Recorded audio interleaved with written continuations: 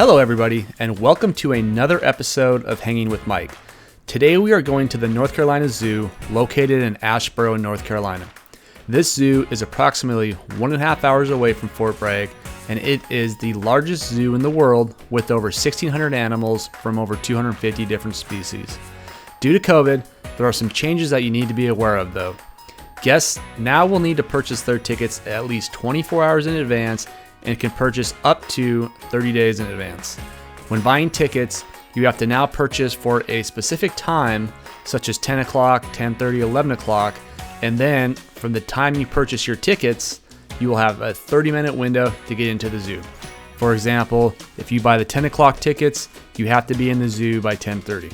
The zoo has implemented some safety precautions in an effort to try to keep everybody safe. Some of the precautions include signs directing people for one-way walking paths, mask reminder signs, water refill stations for your personal water bottle since water fountains are currently closed, and hand sanitizer stations throughout the park.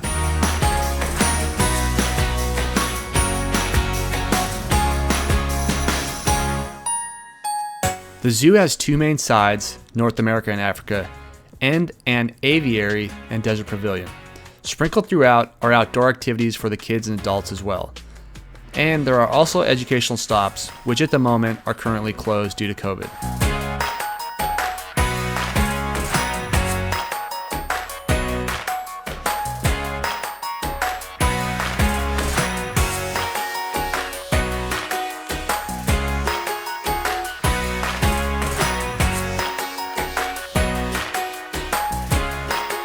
The zoo usually has seasonal exhibits as well, which during this holiday season was the Swirly Twirly Forest. And during the springtime, they also have a butterfly exhibit where you can go into a tent and there are different kinds of butterflies, obviously.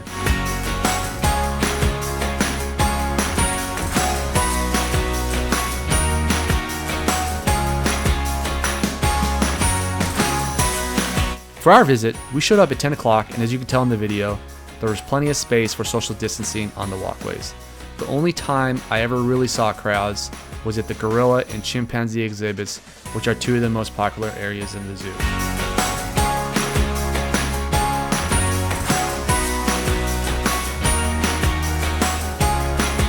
At the time of this video, some indoor exhibits are closed, such as the river and streams area located in North America. The good news is that the aviary is open and so is the desert pavilion, which are two of the popular areas as well in the zoo.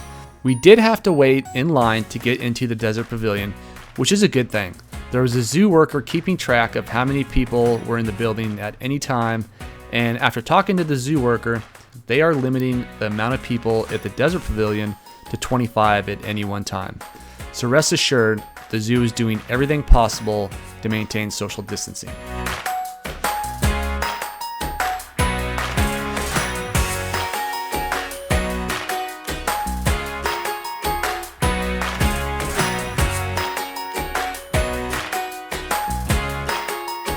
If you get hungry while you're at the zoo, there are still places to eat. However, there is no indoor dining and all the seating is limited to outdoors. When we went, Wild Burger in North America across from the kids' playground, Prairie Popcorn near the Grizzly Bear exhibit, and Junction Springs Pizza Cafe and the Coop food truck in the middle of the zoo were the only places to eat. If you got hungry in the middle of your visit, I would recommend eating at Junction Springs because the Africa Akiba Market is closed for renovations.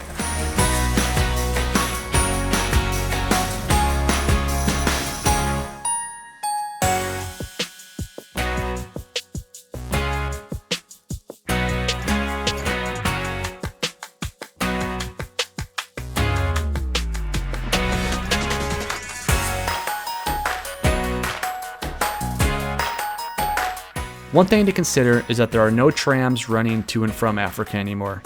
So once you head into Africa, you are going to have to make the loop or turn around and walk back to Junction Springs to catch a tram.